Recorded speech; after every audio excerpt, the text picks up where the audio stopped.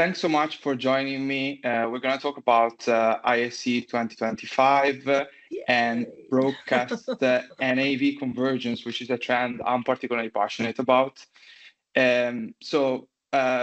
First, for who doesn't know you, can you tell us a little bit about your role at the moment and your background? Okay, so I come from a live events background. I've been in live events all my life.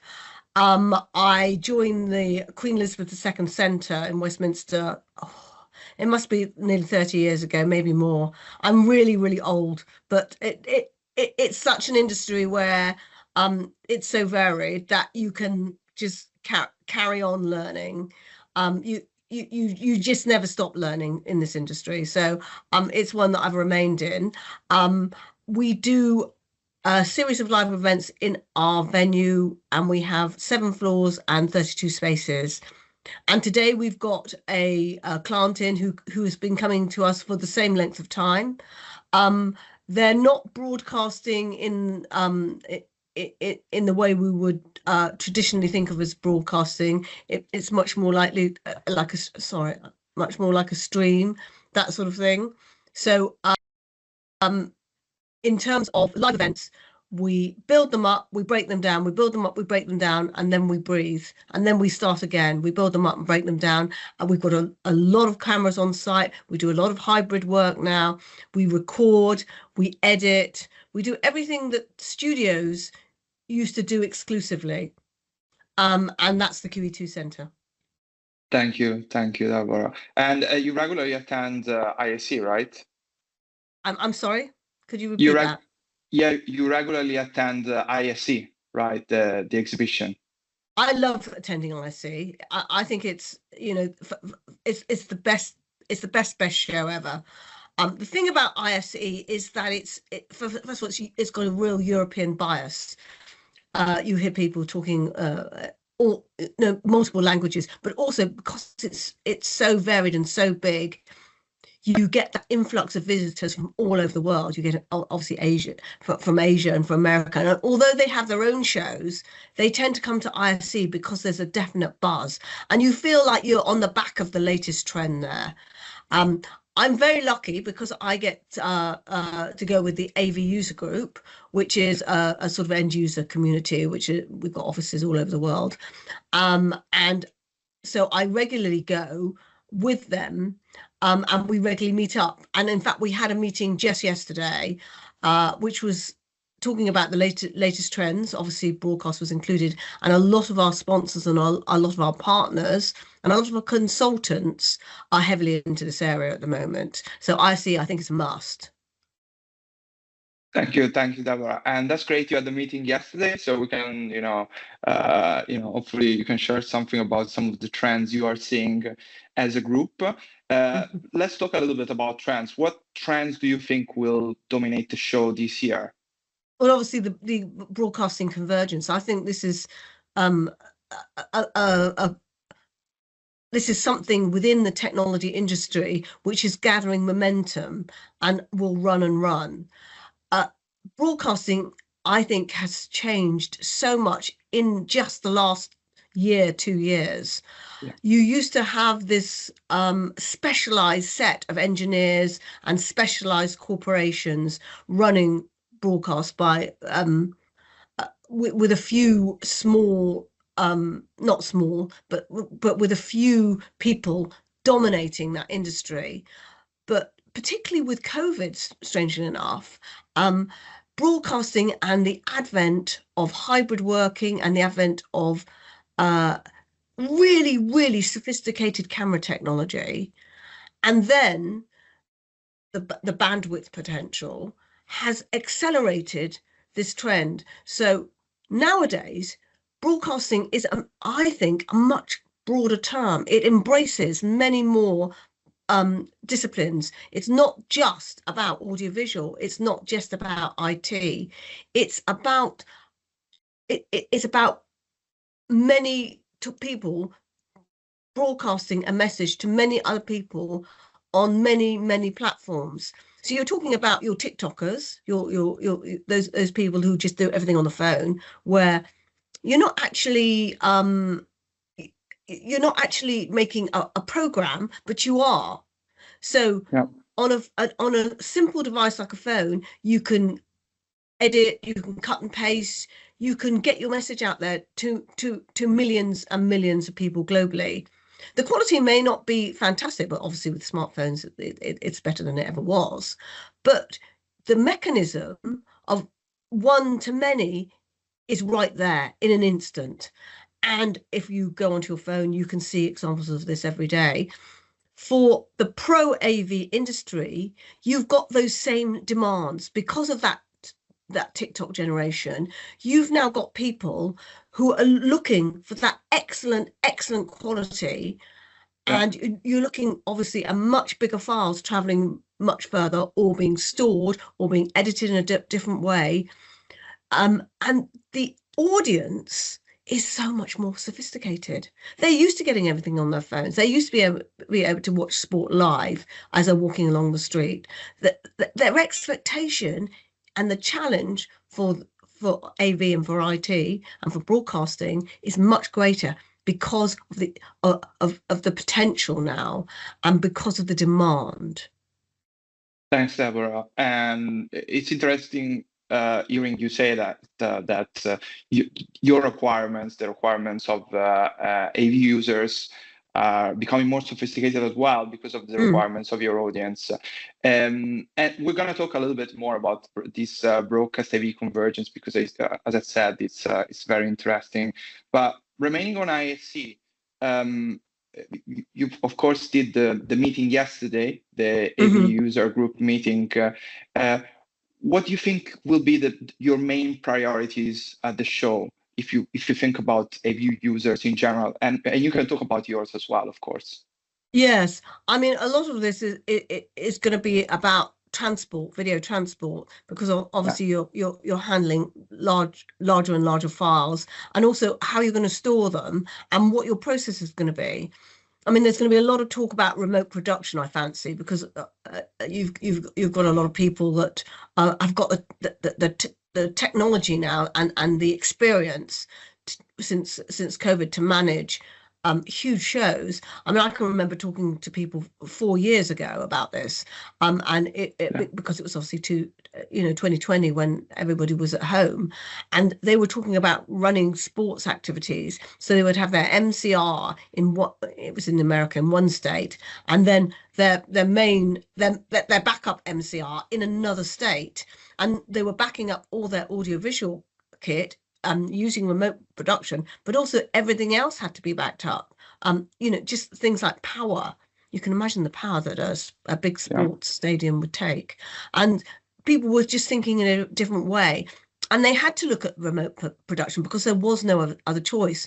But that kind of trend continues because people think, if I can do remote production and this is the kind of money I'm saving, what happens if I can do it for something where I don't have to be on site, but where maybe I can manage it, edit it really quickly and get it out all over the world somewhere else. So you've got this completely different process where you're saving all the accommodation. You don't have all that. You don't have to find a venue. Obviously, this puts us entirely out of business. And you're saving all these costs. You still need people. This is the one thing I emphasize, that with all these broadcasting trends, at the heart of it is the people and the training and the professionals. And this is where I think education comes to the fore. And the part of ISE that we don't talk about, we're looking at all the toys, we're doing all the meeting and greeting, we're partnering with people there.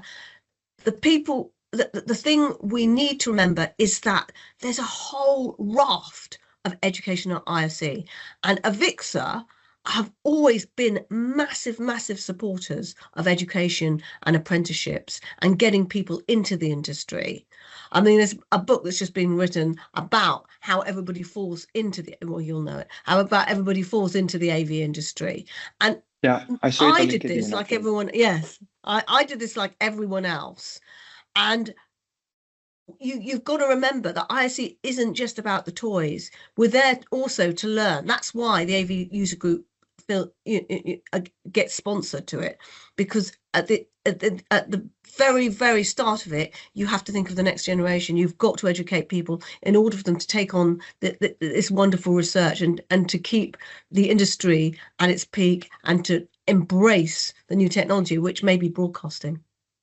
That's very true. It's very important to highlight that people are important, I think. Particularly this year is a message I heard a lot, both in the AV and the broadcasting industry. Also because there are technologies, new toys like Gen AI that people are talking about automation, but they're talking about how people are important in managing that technology as well.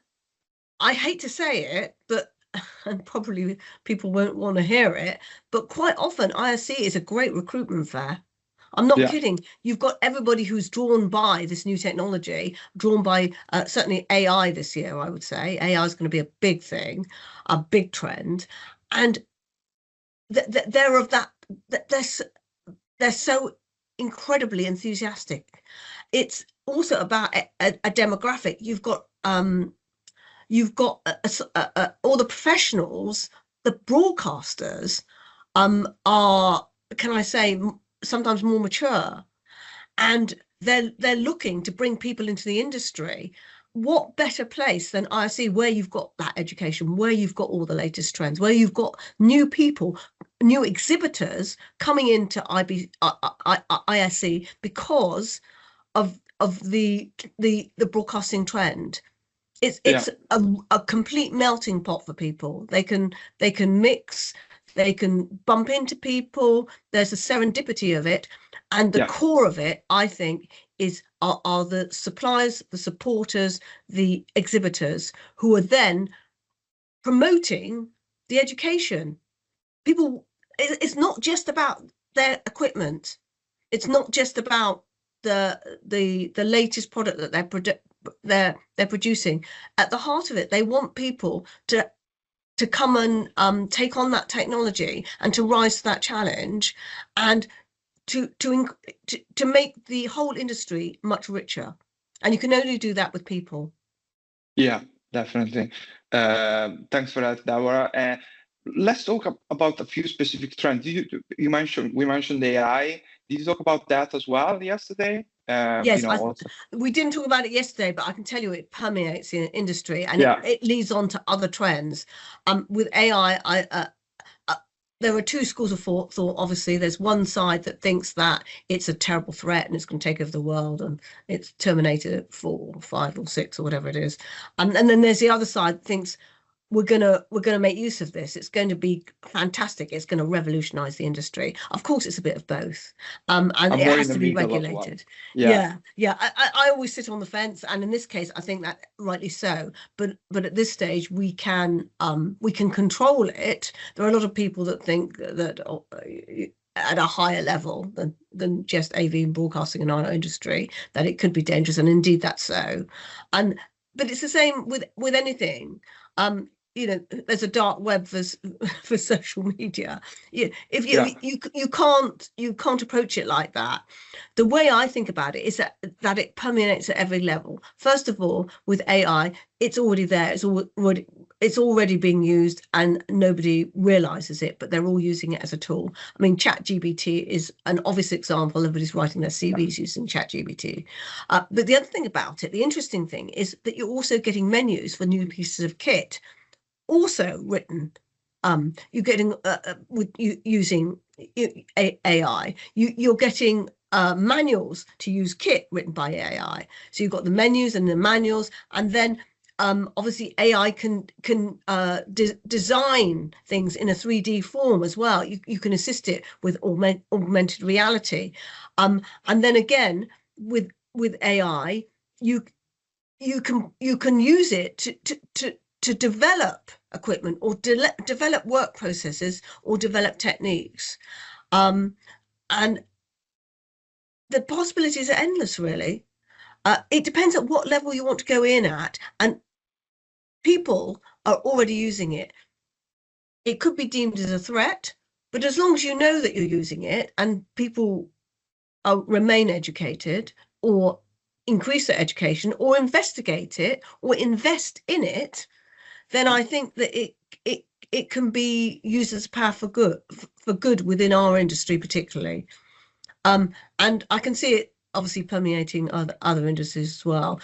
The other thing about the other trend that's kind of tied up with this is camera technology. So we had, over the past 5 years, camera technology is unrecognizable. It's increased so rapidly. It's just absolutely amazing. From obviously drones. I won't consider all the uses for that because we could go on forever. Camera phones, right up to broadcast quality 3-chip cameras.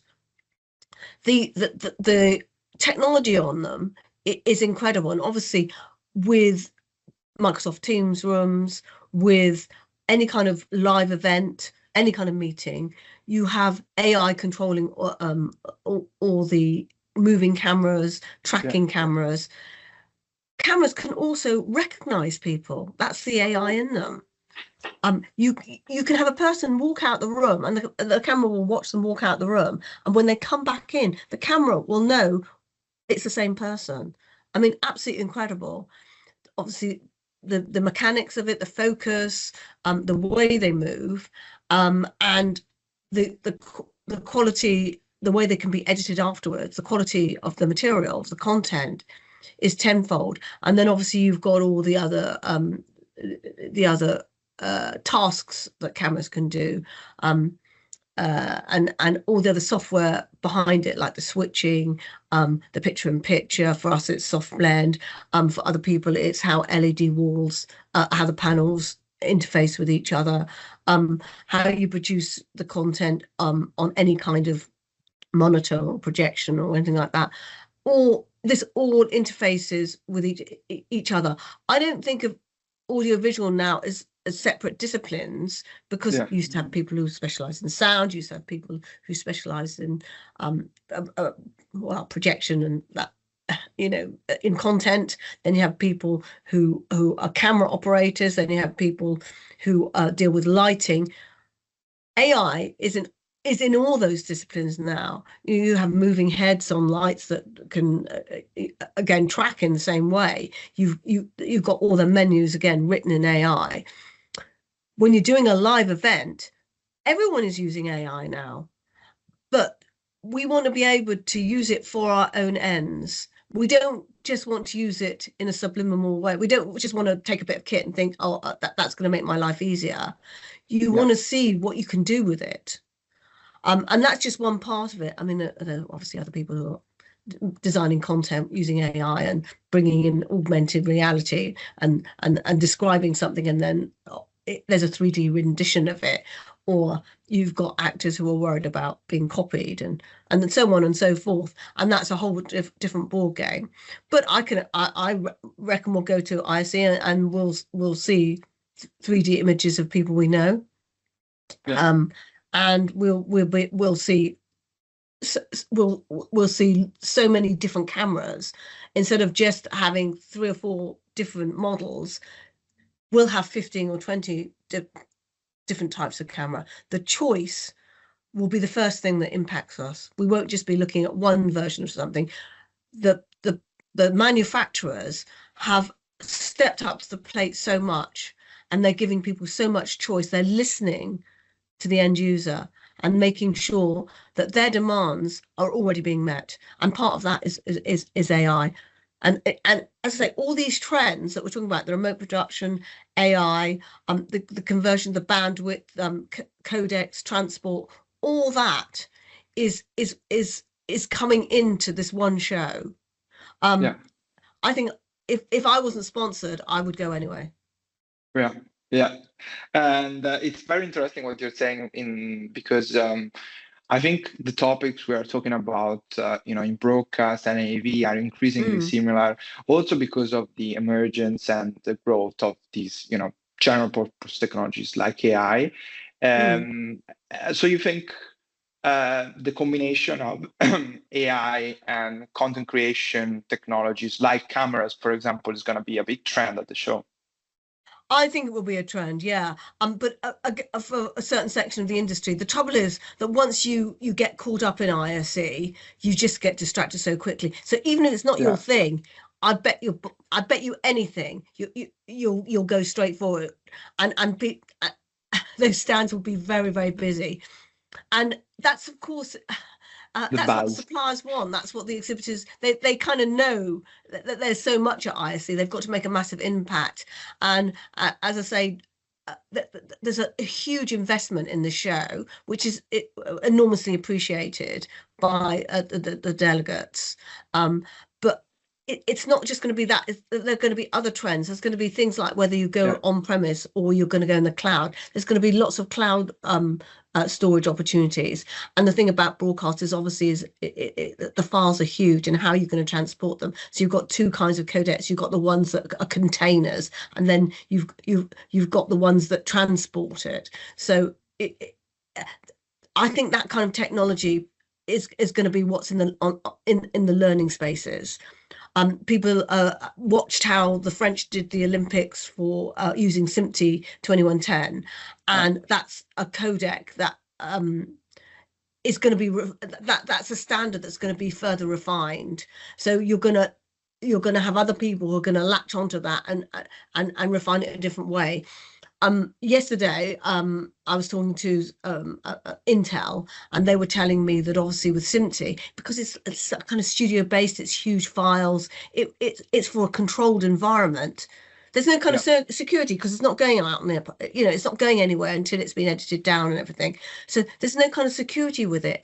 So for a lot of people, that doesn't work.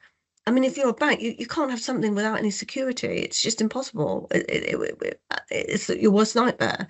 So they're looking at something called IPMX now, which is a different kind of codec, which has a bit more security, but I see. it's not the same standard.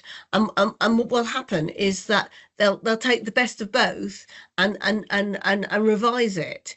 And I think that's what our industry is good at doing. Um, we we we we constantly look at something and try and make it better, Yeah, and that's what will happen. And again, it's disparate parts of the industry coming together. So we've got proper, motion picture movie people compiling a great standard, but it doesn't work for everybody. So somebody else comes along and adds something to it, and then somebody else comes along and refines it further. And isn't that momentum the great thing about the industry? And for someone who's just fallen into, my career is falling into things, somebody who's just fallen into it, isn't that the kind of industry you want to support? Somebody who can evolve and make things better. yeah, and we come back to what you were saying earlier. Continuing to learn and learning Mm, from each other and learning from different industries as well. So mm. that's great. And another trend that is becoming more important, for example, in broadcast and media, is sustainability. Is this something you're looking at increasingly in AV as well? Something that is becoming more important? I mean, we look at it at a very base level. It's a massive, massive trend. I mean, again, you can be proud of our industry because they're really pushing it. So you get monitors that are made out of recycled plastic. They reuse everything. They try not to, they time their deliveries in the practical sense so that they're not using up too much fossil fuels. Um, if they can limit, if they can get the content to the screens remotely, Yeah, they're setting up all sorts of control systems. Obviously, with digital signage, you have to do that because it's impractical to, depending on the size of your system, to have a computer on the back of each screen. So quite often it's very centralized. Um, they source their materials from responsible suppliers. I think they're incredibly educated about how yeah, to be sustainable. In the centre, we do things, as I say, at a much more basic level. we are in live events industry, so we're building stage sets all the time. We're using, I'm afraid, we use rechargeable batteries, but we also dispose of our batteries carefully. We obviously use all LED lighting to keep the power down. Our power, when we went over to LED, which was 10, 15 years ago, and we're still going over, we're constantly looking at this. Our bill dropped by a massive, maybe 70%, a huge amount. Because obviously we're lighting all our stage sets. We've got profile lamps to brand. We're doing theatre, so we're doing front fill and lights everywhere. And we use gobos and to create textures and transform a room. For banqueting, again, we're using spots, and there's just so much lighting, and that draws it did draw a lot of power. The other thing we do is when we build stage sets, we still do that thing where we're stretching things around a frame. Yeah. And we try to use recycled print. So we use something called Capra. I think it's Capra. Okay. Sorry. Yeah, I think we use something that is a fully recycled material for print, but we also keep reusing our flats. Some of our flats, it's been said, are older than our youngest technicians. So that's how much we recycle them. And we do screen wraps. We do huge wraps to brand for each company that comes in. So we'll have a banking client in one day, and the next day we'll have a food client or a retail client in the next day, and then when the next day, and we're using the same stage set each time with completely different corporate image. And then the next day we'll have a medical association in, and so on and so forth. So we also, when we do use batteries, we also have someone who recycles the batteries and recycles all the paper, or we try and reuse it, and we try and, as far as possible, we try not to use one-use plastics, that sort of thing. So in terms of live events, we're trying to save fuel, we're trying to save materials, and obviously recycling as much as we can. Yeah, that's great, and it sounds like an area you are increasingly looking at and as an AV user. But let's go back to the broadcast AV convergence trend, because I wanted to ask you a few more things about that. Mm-hmm. Of course, you talked about this kind of cross-pollination or combination between AI and content creation, which I found very interesting. And there are certainly a lot of content creation technology vendors at the show, also coming from the broadcast industry.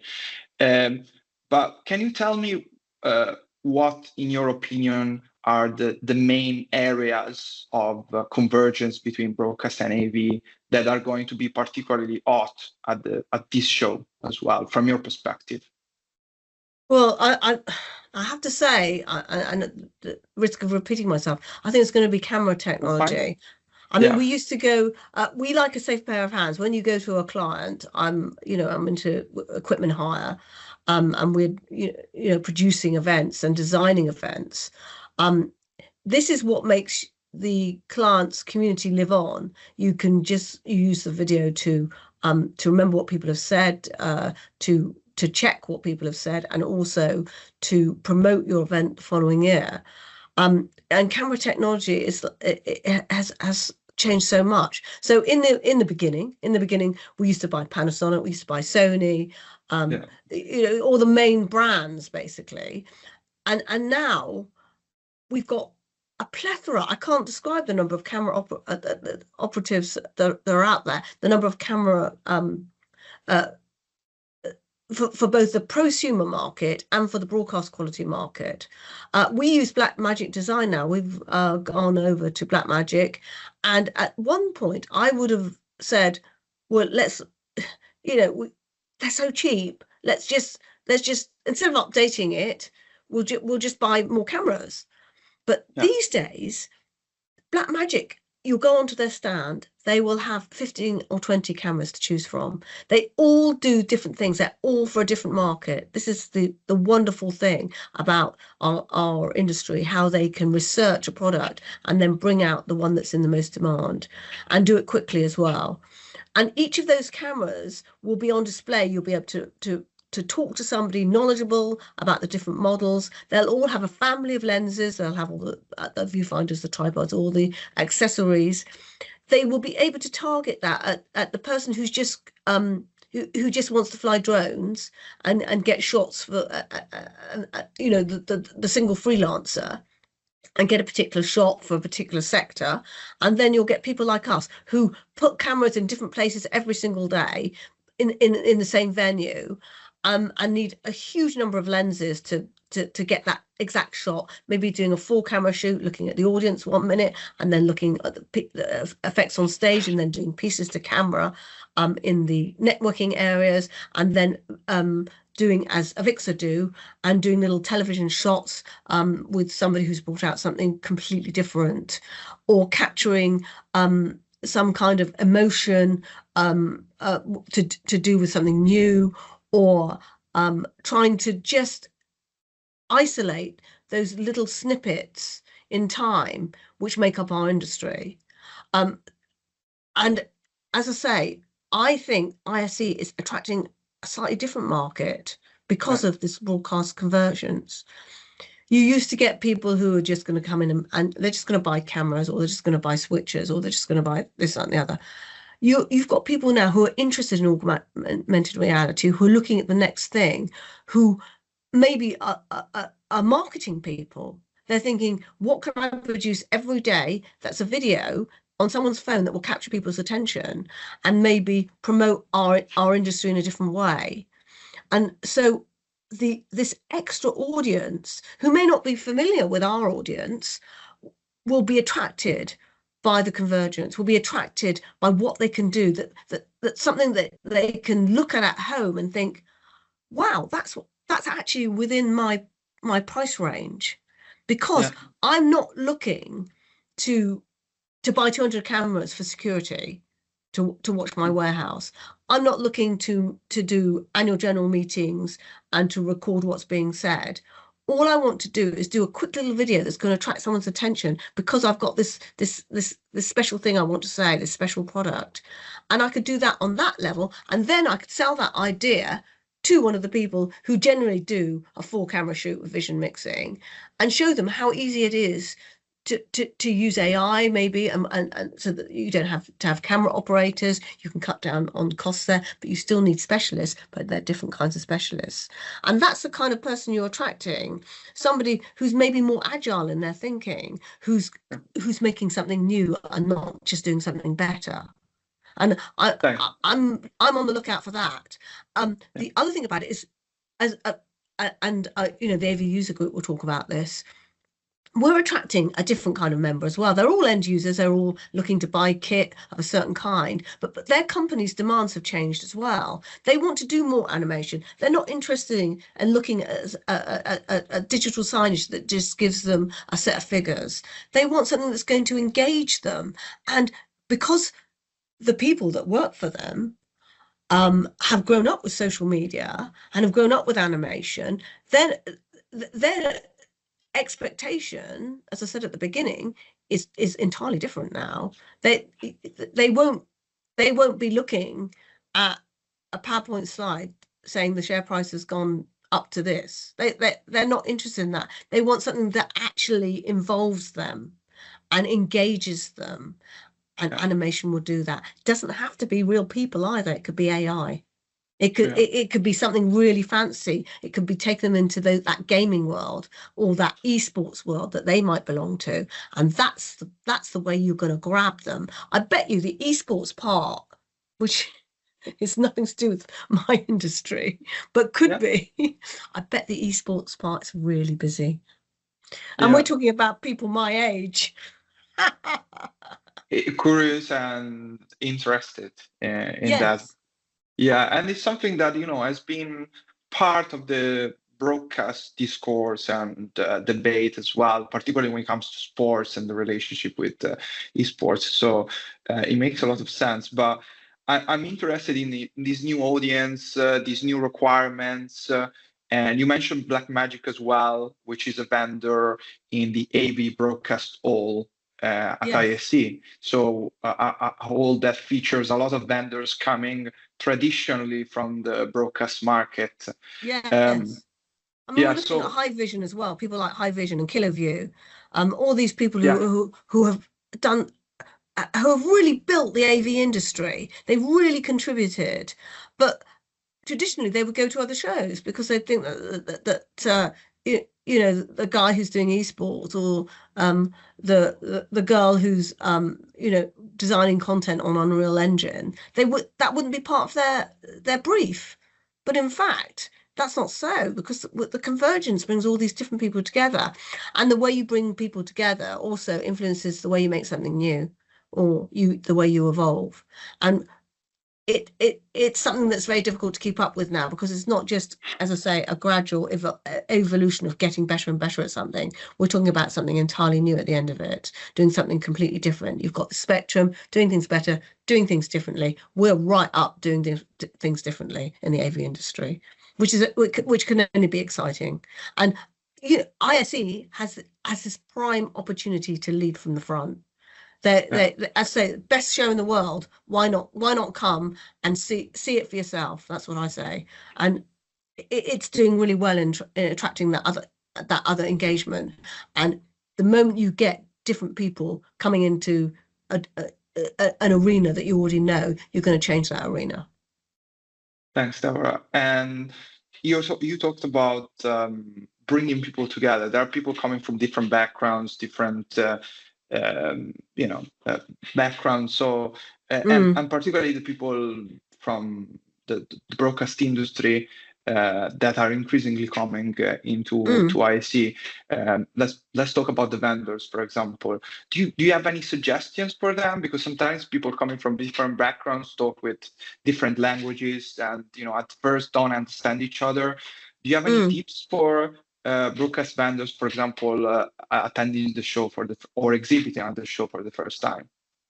I mean, every vendor has its own way of attracting people. One of them, I think, is to make use of consultants and integrators. I mean, we use a Strive, and they've offered to sponsor our people to ISE because it's such a great show.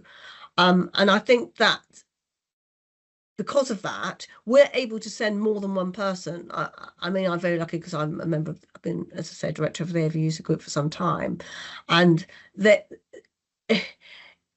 in a way, if you've got the support of the AV user group and your company supports the AV user group as well, the more people you send out at different levels in different parts of your business, the richer the experience is going to be, and the more your company is going to benefit. So in terms of vendors, I would say encourage different people to come. We know we have contacts with our manufacturers, we have contacts with our integrators, and we see them a lot at different shows. But at ISE, you've got the opportunity, because it's such a big show, for more than one person to get the benefit from it. And that makes the experience richer for both the company sending those delegates and for the vendor. So from the vendor point of view, first thing I do is obviously try and integrate with end users such Yeah, as the AV user group. And the AV user group does something called a speed pitch at the beginning of ISE, which means that you can concentrate on particular equipment or services that are coming out simply for ISE. A lot of manufacturers try to dovetail, in using your company, to dovetail into that sphere. I would also look at the education market, I think, because yeah, the thing about education is that it has to have knowledge about the latest trends, being educationalists themselves. They've got to get content to their students. But they're a business entity like anyone else. So they don't have the same level of resources maybe that corporates have. But they do the most exciting things. I mean, the University of the Arts, Marcus he's one of our end user members. He's done amazing things at the university. And you think about it, they have huge budgets. They might have 100, 200 rooms on one campus. And although for a global entity who's got maybe 3,000 Microsoft Teams rooms, that's nothing in comparison. But you think about it, if you've got classrooms, each one with 100, 200, 300, 400 people in them, ranging from, as say, the University of the Arts to the University of Hertfordshire is another one, and then right up to places like the Ivy League colleges in America, Harvard, and it's a huge range of establishments, a broad sector. You might also have schools that specialise in a particular area, like for instance, cookery schools, where they'd need cameras overhead, which would need to pick up food. Food can look absolutely ghastly on camera, but these days, of course, the way broadcasting is going, it looks really, really exciting, and you can almost taste it. So there's a market out there in the education sector where I think we could be more adventurous. And I know that the vendors, will all be at ISE, and maybe they could encourage that sector to visit. Now it's gone to Barcelona, it's bigger than ever, but it's also very accessible. The actual transport links and obviously the time it takes to get there is fabulous. And it's just such a great venue in terms of being able to travel and navigate. So for vendors, I think it's a great opportunity to capture those extra markets. They might already be in there. The other thing about it, it's not all about LED. It's not all about LED screens for content. Some of it is still projection. We do a lot of soft blend still, because it rather than having everything broken up and watching for dead pixels the whole time, the contrast, the quality of the pictures with our projectors, they're all laser now, of course, which is very sustainable. The quality of the content and the price is just right for our clients. We can take charities and put on a magnificent show with projection, and at the same time we can run LED walls for advertising in their networking area. We use all sorts of audiovisual to find the right medium for their content. Yeah, thanks, Deborah. So education, you mentioned something interesting about that industry. So it's about learning from different industries, from what people are doing, because vendors that are exhibiting that for the first time might learn something about how people are doing things in the AV industry. Yes, I mean, all the main sectors I think are affected by the camera technology, by broadcasting. So, for instance, if you go into the medical sector, they're using cameras, in surgery. They're doing remote surgery. So you'd have the lecturer in one place, and the surgeons in another country.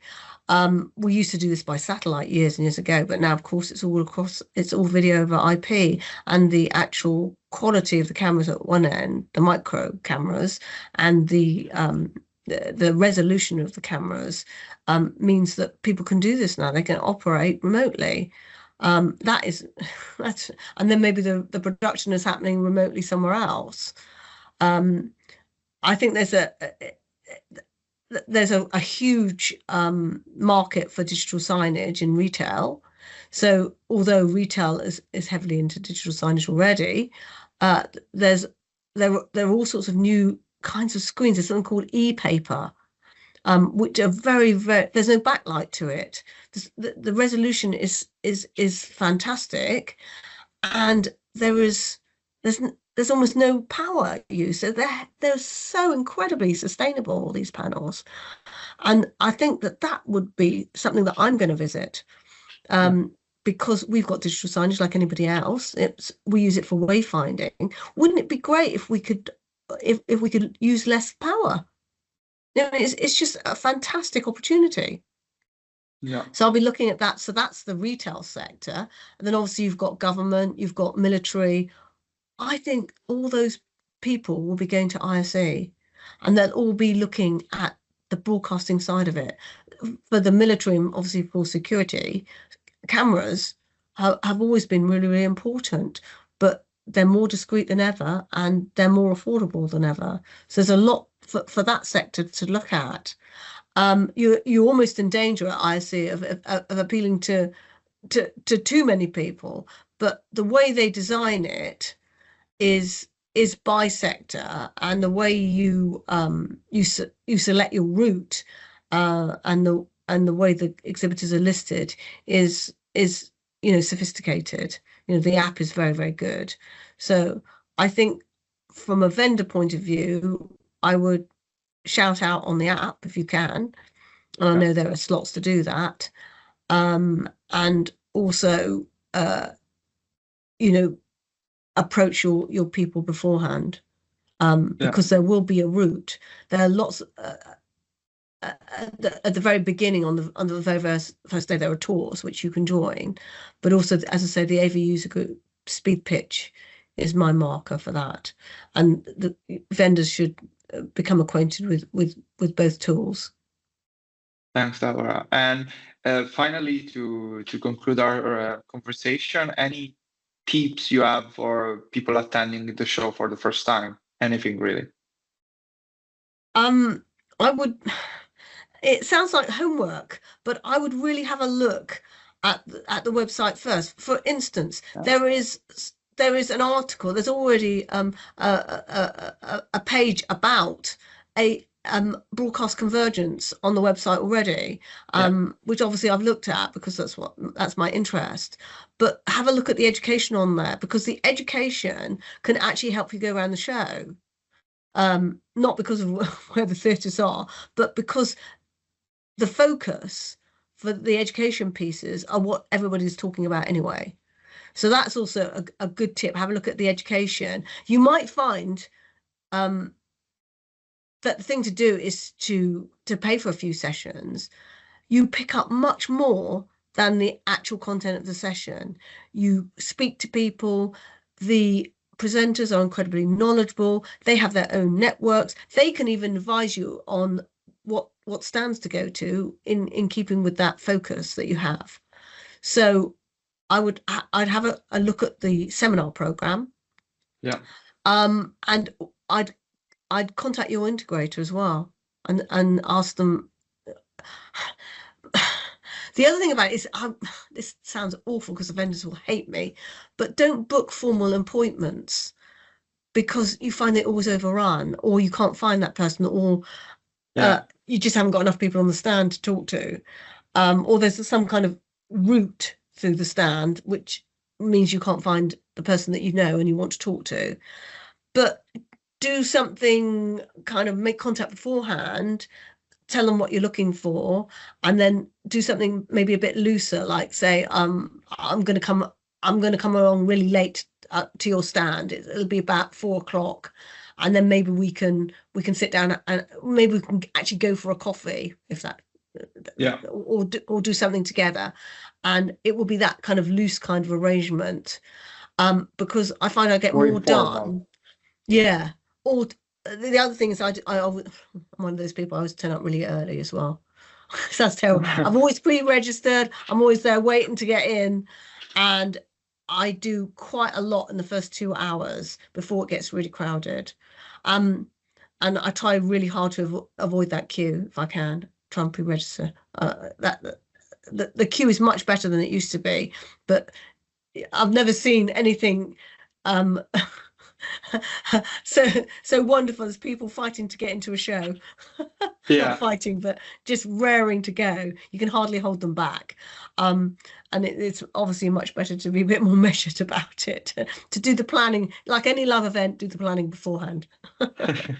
Thanks, Deborah. So can I recap and summarize by saying, one tip is do your homework, and the other one is network more with more serendipity, maybe with more informally and not traditionally. Yes, try and keep it flexible as you can. And arrive early and leave late. I just want to mention as a finality that I belong to the Avixa Women's Council. I'm a staunch member, and I'd really like to say that education is a great leveler. We are a heavily male-dominated industry, but the Avixa Women's Council really puts women out there. And being CTS qualified, I think that puts me on an equal playing field. So I would encourage everyone to get qualified. Thanks so much for the conversation and for sharing all the insights you shared today.